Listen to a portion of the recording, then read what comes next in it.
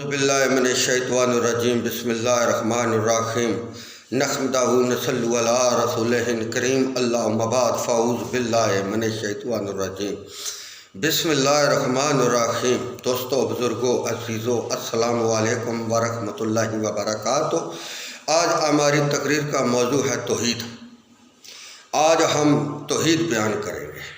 اللہ رب العزت قادر، کریم، غفور، رحیم ہے، اور محمد صلی اللہ علیہ وسلم اللہ کے بندے اور اللہ کے رسول ہیں۔ یہ زمین، آسمان، چند، تارے، سورج، سمندر، پہاڑ، درخت، یہ سب اللہ رب العزت نے انسان کے فائدے کے لیے پیدا کیے، انسان کی بھلائی کے لیے پیدا کیے، کیونکہ انسان ان سے فائدہ اٹھاتا ہے۔ اور جو چیز، جانور، پرند، جرند، جو کچھ بھی ہے، وہ سب اللہ رب العزت نے انسان کے لیے پیدا فرمائے اور اس کے زیر سائے کر دیے اور ان کی قابو میں دے دیے کہ تم ان سے اچھی طرح ان سے کام لو اور ان پر پیار محبت بھی کرو۔ یہ نہیں ہے کہ ان سے کام لیتے رہو اور ان کو بھوکا بن دو۔ تو اللہ رب العزت نے انسان کی زندگی، موت، رزق، روزی، عزت، ذلت، یہ سب کچھ یہ دنیا پیدا کرنے سے پہلے اللہ رب العزت نے لکھ دیا تھا لوح محفوظ پر۔ قلم کو حکم دیا تھا کہ تو لکھ جا، جو اول سے لے کے آخر تک جو کچھ بھی ہونے والا ہے وہ تو سب لکھ دے۔ تو قلم نے لکھ دیا۔ کہتے ہیں لوح محفوظ اتنی بڑی ہے کہ جتنی ایک شخص 40 سال پیدل چلے یا سواری پر چلے، اتنی بڑی لوح محفوظ ہے۔ تو اس میں ہر چیز درج کر دی، اور جتنے بھی اللہ رب العزت نے نبی، پیغمبر، رسول بنا کر بھیجے، ان کے ذمہ یہی کام لایا کہ تم دنیا میں جاؤ اور اللہ کے حکم لوگوں کو بتاؤ، اللہ کی نعمتوں کے بارے میں لوگوں کو بتاؤ اور اللہ کے عذابوں کے بارے میں بتاؤ۔ تو وہ اپنے اپنے وقت میں نبی آتے گئے اور بتاتے گئے لوگوں کو۔ اللہ رب العزت کھانا پینا، مرنا جینا، رہنا بہنا، سہنا، کم کرنا، نماز پڑھنا، یہ ہم جو کچھ بھی کرتے ہیں وہ صرف اللہ کی رضا کے لیے کرتے ہیں۔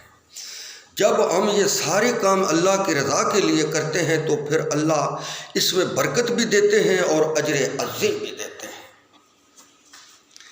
جب ہم سوتے ہیں تو کہتے ہیں کہ ہم اللہ کے لیے سوئے، جاگے تو اللہ کے لیے جاگے، نماز پڑھی تو اللہ کے لیے پڑھی، روزہ رکھا تو اللہ کے لیے رکھا، حج کیا تو اللہ کے لیے کیا، زکوٰۃ دی تو اللہ کے لیے دی، اور جو بھی کام ہے، مائی باپ کی خدمت کرتے ہیں تو اللہ کے لیے کرتے ہیں، مخلوق کی اگر خدمت کرتے ہیں تو وہ اللہ کے لیے کرتے ہیں، ہر چیز اللہ کے لیے ہم کرتے ہیں۔ جب یہ ہمارا جو تقویٰ ہے یہ اللہ پر پکا مضبوط ہو جائے تو پھر انسان اللہ کا بندہ ہو جاتا ہے، جیسے کہ نبیوں کا تقویٰ اللہ پر تھا۔ نبیوں کا تقویٰ صرف اللہ پر تھا، کوئی کسی کا ان کو سہارا نہ تھا، نہ وہ کسی کے سہارے اللہ کی دعوت دیتے تھے، نہ وہ کسی کے سہارے اس دنیا میں رہتے تھے۔ ان کو کس کا سہارا تھا؟ اللہ رب العزت کا سہارا تھا۔ تو مخلوق کو بھی اللہ کا سہارا ہی لینا چاہیے، نہ کہ دنیا کا سہارا لینا چاہیے۔ جب ہمارے پیارے نبی صلی اللہ علیہ وسلم اللہ رب العزت نے نبی بنا کر بھیجے تو ان کو کس کا آسرا تھا؟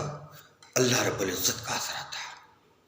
جب ان کے چچا حضرت ابو طالب نے کہا کہ بیٹا کچھ دن کے لیے اللہ کے ہاں کام مؤخر کر دیں، تو انہوں نے کہا چچا میں یہ تمہارے آسرے پر تو نہیں میں یہ کام کر رہا، میں تو اللہ کے آسرے پر کر رہا ہوں اور مجھے اللہ نے حکم دیا ہے۔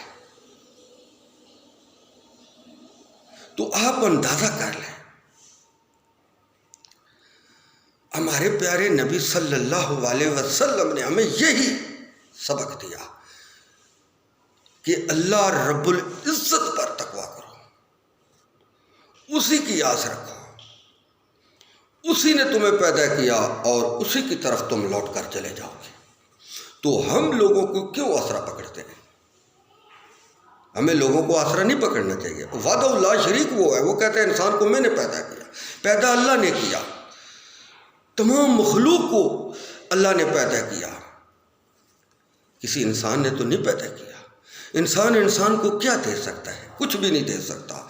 ہر چیز اللہ رب العزت کے پاس ہے، تمام دنیا کے خزانے، آخرت کے خزانے، جو کچھ ہے وہ سارا اللہ رب العزت کے ہاتھ میں ہے، انسان کے ہاتھ میں کچھ نہیں ہے ماں سوائے دعا کے۔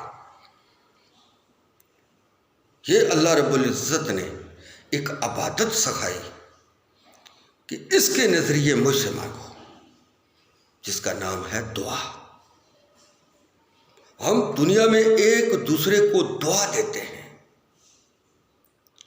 بعض کہتے ہیں کہ پولیس والے سے بھی مدد مانگتے ہیں، فلانے سے مدد مانگتے ہیں۔ نہ، یہ اللہ نے دنیا میں ایک قانون، ایک ادارہ بنایا،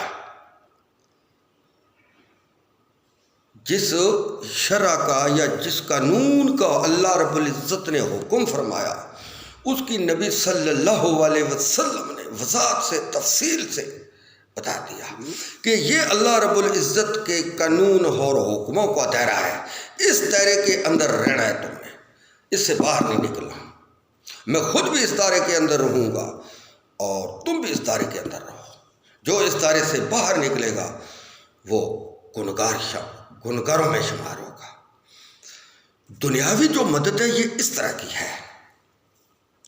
اللہ رب العزت کہتے ہیں کہ رزق، روزی، موت، زندگی، علت، عزت، ذلت سب میرے پاس ہے، کسی کے پاس نہیں ہے۔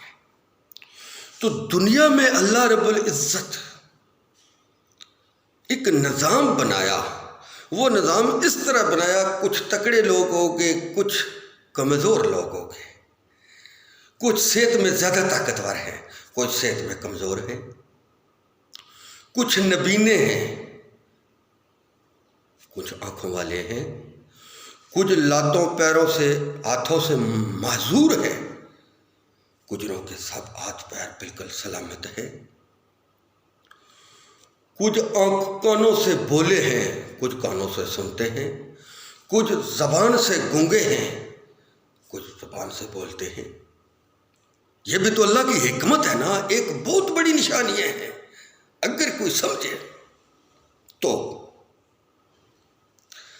جو طاقتور ہیں، کیا جو کمزور ہیں جسم میں، کیا اللہ ان کو طاقتور نہیں بنا سکتا تھا؟ بنا سکتا تھا۔ جو نبینے ہیں ان کو اللہ آنکھیں نہیں دے سکتا تھا؟ دے سکتا تھا۔ جن کے پاؤں ہاتھ نہیں ہیں، کیا ان کو اللہ ہاتھ پاؤں نہیں دے سکتا؟ دے سکتا ہے۔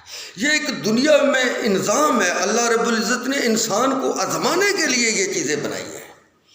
انسان جو ہے آزمائش کے لیے بنا، نہ کہ ادھر عیش کرنے کے لیے نہیں آیا۔ امتحان سے کامیاب ہوگا اور اللہ کی طرف لوٹ جائے گا۔ مٹی سے بنا، مٹی میں چلا جائے گا۔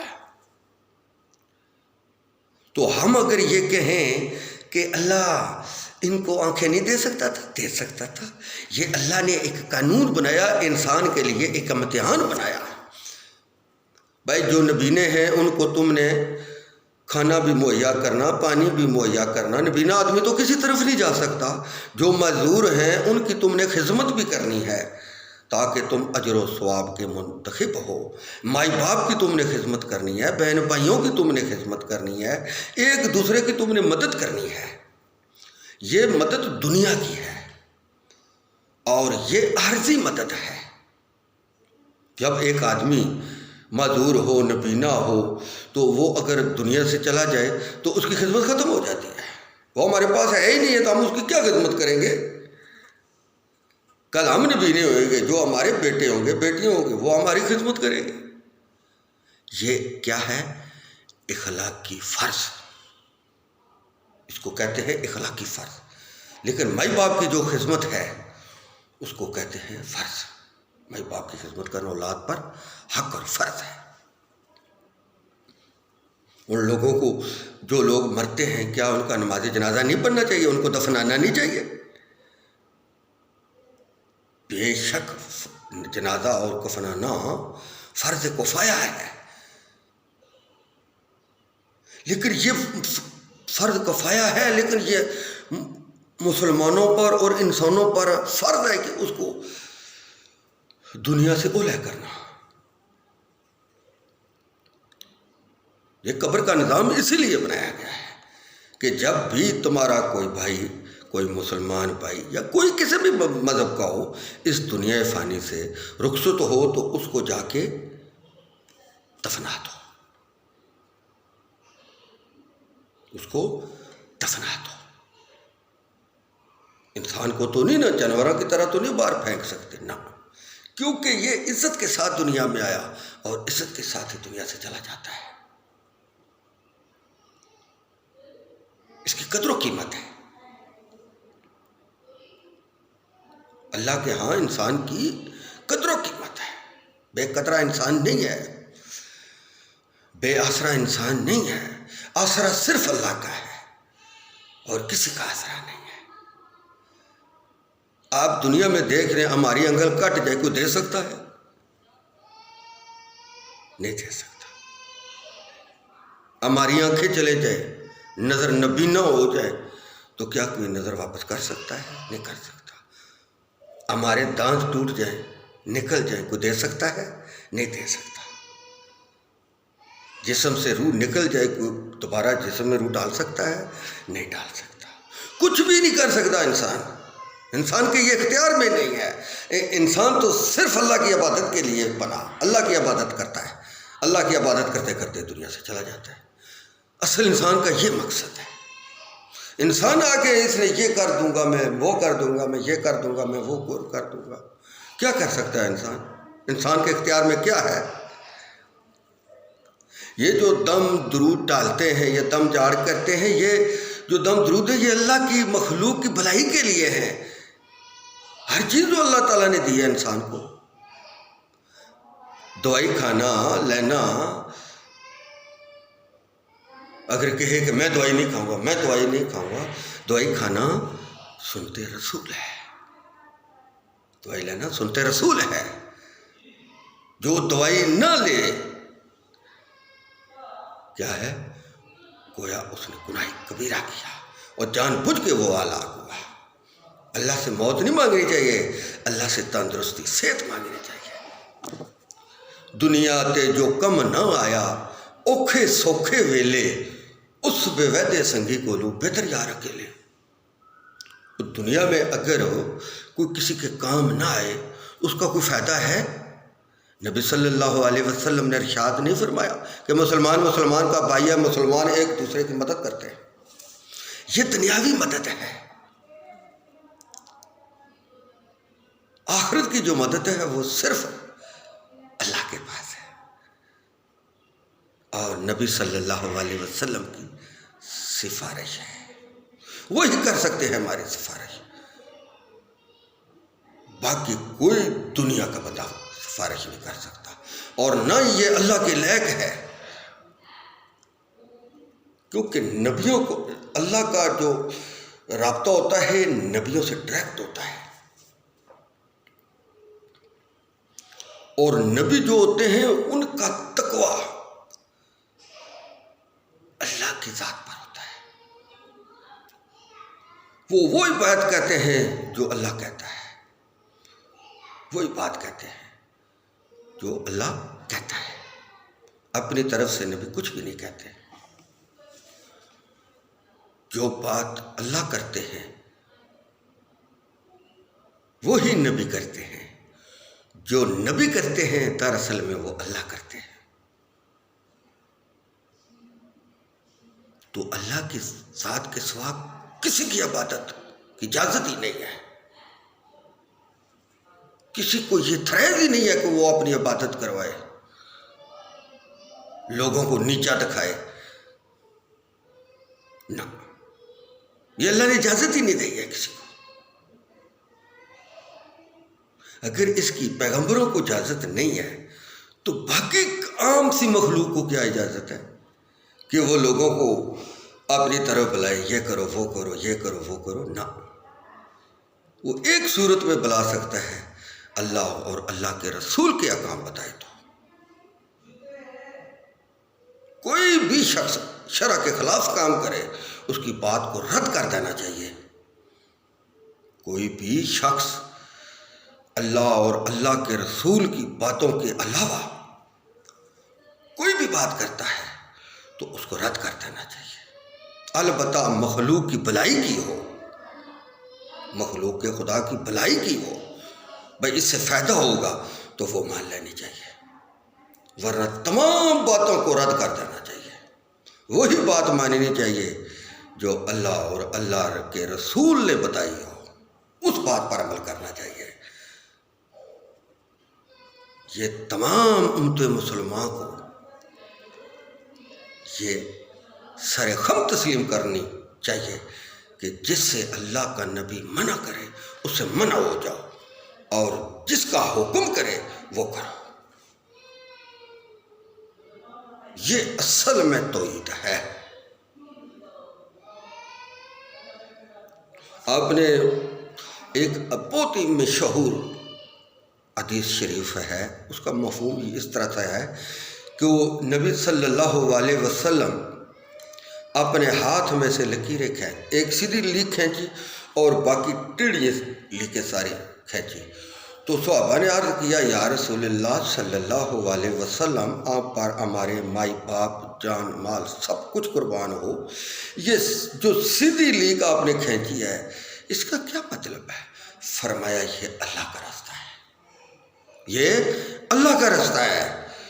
تو پھر صحابہ نے عرض کی یا رسول اللہ صلی اللہ علیہ وسلم، یہ جو ٹیڑھی لیکیں آپ نے کھینچی ہے، فرمایا یہ سب شیطانی راستے ہیں، جو راستہ اللہ نے بتایا، جو رسول نے بتایا، اصل میں وہی صحیح راستہ ہے۔ جو نبی کا راستہ بتایا ہوا ہے وہی اللہ کا راستہ سیدھا ہے، باقی جتنے بھی راستے ہیں یہ سارے ٹیڑھے ہیں۔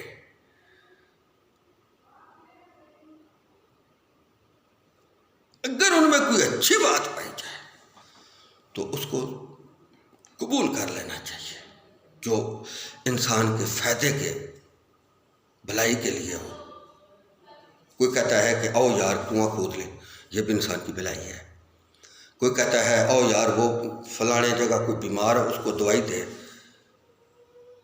یہ پھر انسان کا فائدہ ہے، قبول کر لینا چاہیے۔ کوئی کہتا ہے کہ او یار کچھ زمین کاشت کرتے ہیں، غریبوں میں دانے تقسیم کر دیں گے، یہ بھی قابل قبول بات ہے۔ یہ باتیں قابل قبول ہوتی ہیں، مگر شرع جو ہے، دین جو ہے، وہ صرف اللہ کے رسول کا دین ہے، شرع ہے، باقی اور کسی کی شرع نہیں مانی جائے گی۔ صرف اللہ کے اور اللہ کے رسول کی جو شرع ہے، جو دین اسلام ہے، وہی مسلمان مانتے ہیں اور مانتے آئے ہیں۔ بھائی جان، اگر جذبات میں سے مجھ سے کوئی بات غلط نکل گئی یا میں کوئی غلط تصور دے بیٹھا تو اس کے لیے میں معذرت خواہ ہوں، اور جو میں نے حق بات کی ہے اس پر مجھے اور آپ کو اللہ رب العزت عمل کرنے کی توفیق عطا فرمائے۔ وآخر دعوانا ان الحمد للہ رب العالمین۔